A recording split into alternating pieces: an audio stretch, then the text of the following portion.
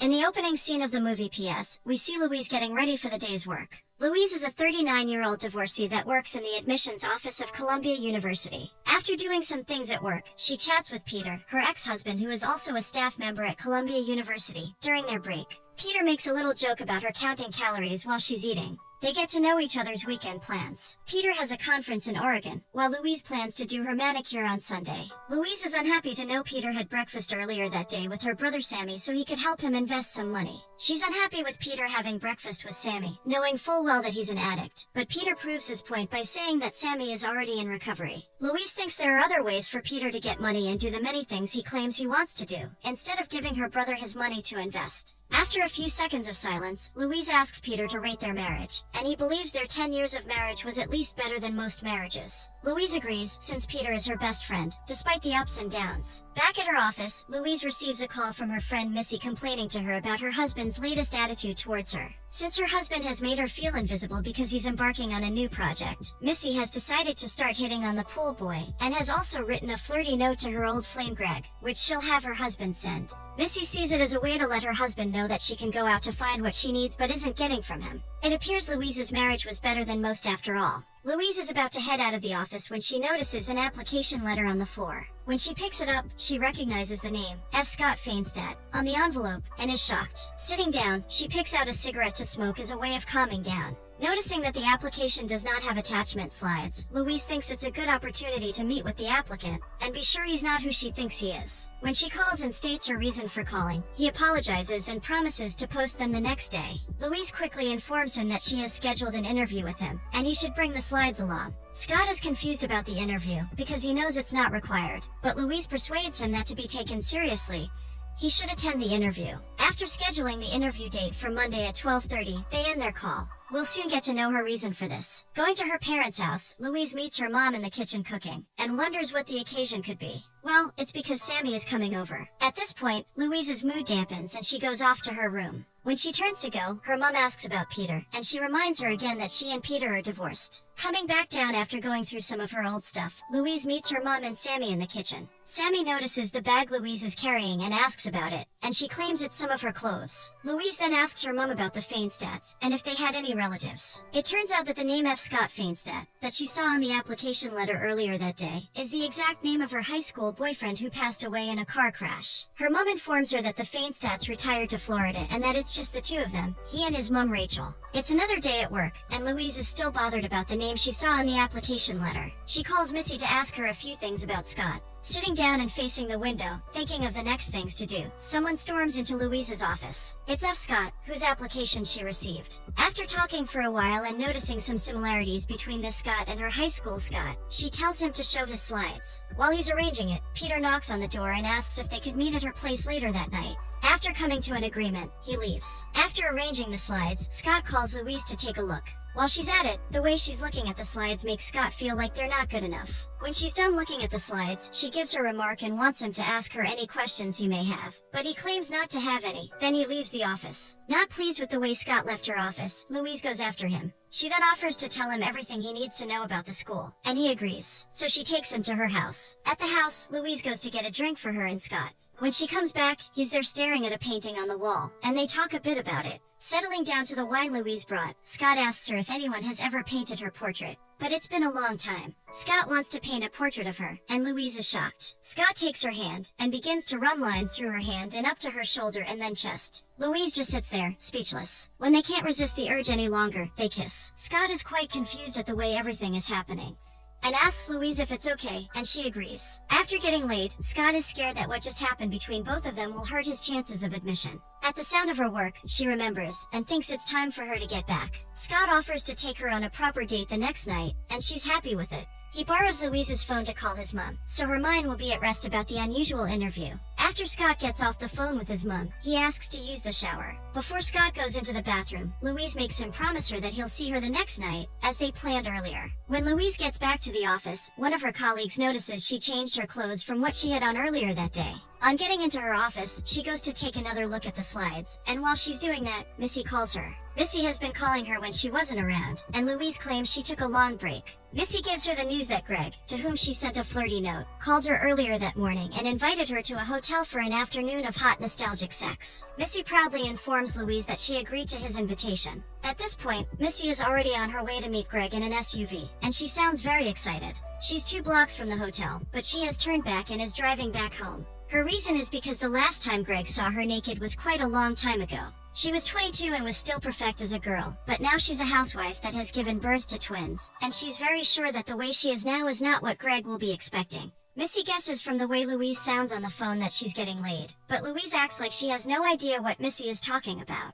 But Missy can't be fooled, because she has known Louise, and weirdly, she even knows the way she sounds when she's getting laid. But Louise still refuses to say a thing about her affair with Scott. Remembering her meeting with Peter that evening, Louise waits for him while he's attending to some of his students. When he's done with his students, he walks up to her and commends her looks, but she ignores him. Settled down at Louise's place, Peter asks her how she's faring, and she tells him she's wonderful. Peter agrees with her that she looks wonderful. Peter is also faring well. Peter uses the opportunity to reveal that he didn't go alone to Oregon the previous week, but went with someone else. He doesn't want Louise to hear the news from somewhere else. That's why he's telling her about it himself. Louise asks if the girl he went with is a student, but she is not. Instead, Peter met her through Sammy. Peter becomes nervous and asks for a cigarette. Louise doesn't think all is well, because the normal Peter doesn't smoke, but he claims to do so on a few occasions. After Louise gives Peter a cigarette and helps him light it, he starts to narrate how he met the girl. Some months ago, he went to Sammy for help, because he had a sex addiction that started before he got married to Louise. Louise is surprised, because in the last 3 years of their marriage before the divorce, they didn't have sex, which means he was getting it from another woman. Even though Peter had always sworn to himself every semester not to go back to it, just looking at a list of names on his desk makes the whole cycle come back again. Louise becomes sober, and tears drop down her eyes at the thought of her being on the list, and probably that's how Peter met her, but he assures her that she was different. Louise is shocked to learn that he has had intercourse with hundreds of women. As if that is not enough, he mentions there were men included too. Louise is shocked and broken at this news. Peter claims Sammy helped him to get through the addiction. At this point, Louise concludes that Peter may be in a relationship with her brother, but he explains to her that he went to Sammy for help because he saw the way he handled his addiction. Sammy helped Peter get into a program that could help him with his addiction, and it's during the program that he met the lady he went to Oregon with, Farah. Louise mockingly asks if Farah is also a sex addict, but Peter tells her that Farah's addiction is However, what he thinks is worse is that throughout his marriage with her, he blamed her for everything that was happening. But the more he acted out, the less she seemed to notice, and this is because she had an idea of him being perfect, and always clung to this idea and wouldn't let it go. Even though he was desperate for her to catch him, the idea she had of him never let her see it. Peter is tired of hiding the secret, and now, he's ready to repair the damage he has done. Louise screams at him, while Peter tries to explain that he's just trying to repair the most important relationship he's had in his lifetime. Louise is not even ready to listen to whatever he has to say, because she's already broken with the things she's heard, so she tells him to leave her house. He does so without hesitation and without arguing any further. What a revelation. The next day, Louise thinks of all Peter told her the previous day. There's a knock at the door. When she opens the door, it's Scott, and he hugs her before he enters inside and shuts the door behind him. Scott notices her mood and wonders if he's the reason she's sad, but she reveals it's about Peter, her ex-husband. Scott didn't know Louise was married, and this shocks him. Louise reminds him that they just met the previous day, and she's 39 years old. Louise notices she snapped at Scott and it wasn't necessary, so she apologizes to him and explains to him that what Peter told her about their marriage is what's making her devastated. Scott wants to know if it's that Peter cheated, but Louise immediately snaps that maybe Peter would have Scott at some point. Scott believes Peter is jealous and probably wants her back. Louise starts to think so too. Scott tells her he can relate to his jealousy because, at this point, he's jealous that she's talking about Peter when he has been thinking about her all day, and is finally here with her. He wants her to forget about Peter for the night, and let it just be about both of them. From there, Scott takes Louise to a restaurant. While Louise is eating, Scott informs her of his plans in getting a studio, because he needs a second plan if Columbia does not work out. Louise is quite impressed, and she realizes he's working from his mom's basement currently. Scott is so passionate about painting that he believes if he couldn't paint he'd probably go crazy. At this point, Louise is probably thinking that the Scott sitting beside her may be a reincarnation of her high school boyfriend. This makes Louise ask what he'd do if he was driving and he hit a tree that made him fly out of the windshield, and his answer marvels her. He would take all the debris from the crash and turn it into art. They kiss before asking for dessert. While Scott and Louise are kissing, one of Scott's friends calls his attention, and he quickly goes to attend to him. Scott comes back to Louise with his friend, Ricky, and introduces him. Ricky jokingly advises Louise not to trust Scott. Ricky is his friend from his old neighborhood. He helped him lie to his mom last week that he was at his house, but he wasn't. Scott assures her it was before they met. Scott takes Louise to an inner part of the restaurant. Scott knows Louise is thinking that he's too young for her. Louise is surprised at how he knows this, and he claims it's because he has powers, and even persuades her to let him show his powers. Scott then tells her to think of her best friend, and then he puts his hands over her eyes to perform the magic. When he removes his hand, he reveals it's a woman, and gives other descriptions that best describe Missy. On even mentioning Missy's name, Louise is very shocked, and asks Scott how he knew about Missy. He claims to know everything he needs to know about her, and Louise is speechless. He then starts laughing at the prank he just pulled, and reveals he spoke with Missy on the phone the previous day. He was dripping wet and he came running out of the bathroom, and it was Missy on the phone. At this point, Louise thinks it's time for them to get home, and Scott agrees. They arrive at her house, and as Scott is about to sit down, Louise stops him and tells him to take off his clothes, and he does so at once. Then she tells him to walk back and forth, and while he does so, she says he'd make a good-looking corpse. Surprisingly, he does not get angry. He believes it's the best thing about passing young. After the whole pretend game, Scott thinks she's angry about Peter, and probably that's why she's taking it out on him. But Louise shuts him up with a kiss. Louise wakes up the next morning, and Scott is no longer laying down beside her. Next, Louise visits her mom. She notices the sad look on her daughter's face and asks her what the problem is, but just as Louise is about to answer, she breaks down in tears and goes to lie with her mom. She then reveals to her mom that Peter has a girlfriend. Louise and her mom are in the garden together when she asks her how she found out about Peter's girlfriend, and she reveals that Peter told her about it. Later, Louise wonders why her mom baked a pie, even though she is not sure if Sammy would be coming, but she just baked it in case. Later that night, Louise goes into the house, and Sammy is there eating the pie. She walks up to him, asking about Peter. Sammy defends himself that there's no way he could have told her, because Peter told him not to tell her, and she should have figured it out herself because it's not his responsibility. Louise gets angry and snaps at Sammy for being an old man who is still eating pie in his mother's kitchen, the same mother he stole from. Things get heated up real quick as Sammy also gets angry and calls her out. That at least he's there with their mother, but she's doing nothing but just sitting in her office and watching her marriage fall apart. They sit there arguing, and Sammy eventually leaves angrily, after telling her to stop feeling sorry for herself and work out the problem. Louise just sits alone at the table quietly, and after some time, gets up in a rush. Louise boards a taxi and goes to see Missy at the hotel she's lodged at. Missy is surprised at how Louise found her. When Louise reveals that it's through pattern recognition, Missy feels she sounds like Sammy. Louise is quite confused that Missy recognizes the way Sammy talks. This makes Missy reveal that Sammy is helping her with some investments. When Louise settles down, Missy tells her she saw Scott, and she also believes that he's a reincarnation of their high school Scott.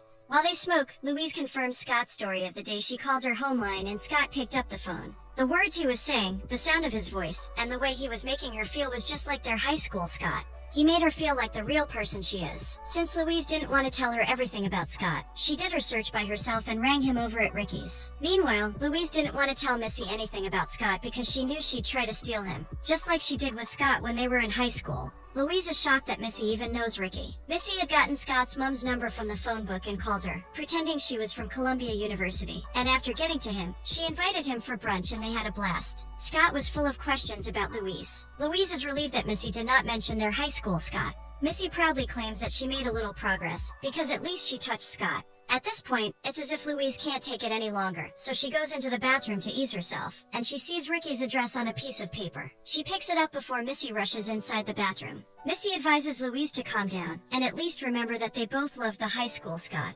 But Louise snaps at her and angrily makes it known that they are not sharing Scott this time. Then she walks out, still in a rage. Missy walks behind her, reminding her that Scott dumped Louise because of her. Then she took pity and shared Scott with her, and he was still hers till when he was deceased. They both go on, arguing and fighting over a man that is already late, with their different imagined lives with him. Even though Missy doesn't support it, Louise leaves the hotel with the conclusion to tell Scott everything. Louise, on getting out of the taxi, sees Scott sitting outside, and she's surprised. He's there waiting for her, because Missy called him informing him that Louise has something important to tell him. Louise suggests they go inside to talk, but Scott doesn't want to, because he thinks Louise is there to end things with him. She assures him that's not her reason for asking to see him. Louise reveals everything to him. After the whole narration, Scott calms Louise down and tries to explain to her that heartbreak happens to everybody, and that people are just meant to learn from the experience and move on with life. But Louise thinks that people moving on is the problem. At this point, Scott stands up, already fed up with the way Louise is raising her voice at him. He doesn't want to fight, and he walks away. On getting back home, Louise meets Peter in her room. He feels sorry for hurting her with his confession, but he just wanted to tell her the truth and didn't mean to hurt her. Louise feels for him and puts her hand around his shoulders. The next morning, a loud knock wakes Louise. On opening the door, Scott rushes into the house and meets Peter. Since they've not met before, he takes a wild guess at his identity, and Peter demands to know who he is. Louise answers immediately that he's an MFA applicant, and Scott, on hearing this, is unhappy and asks her if she's insane. Peter, oblivious to what's happening, stands up to caution Scott and understand what the problem is. Seeing that Scott may say something, Louise suggests that Peter leaves, but he prefers to stay. Seeing the way Scott is talking, Peter warns him to watch his tongue. At this point, Louise wants Peter to leave her to handle the situation, and he agrees with a promise to call her. When Peter leaves, Scott flares up that Louise still came back home the previous night to sleep with her husband after she messed up with his head. She reveals that they didn't sleep together. Scott is angry that she simply breaks up with him, tells him he's deceased, and expects him to walk away. While Scott is pouring out his heart to Louise, she calls him F. Scott, since that's the normal name she always called him.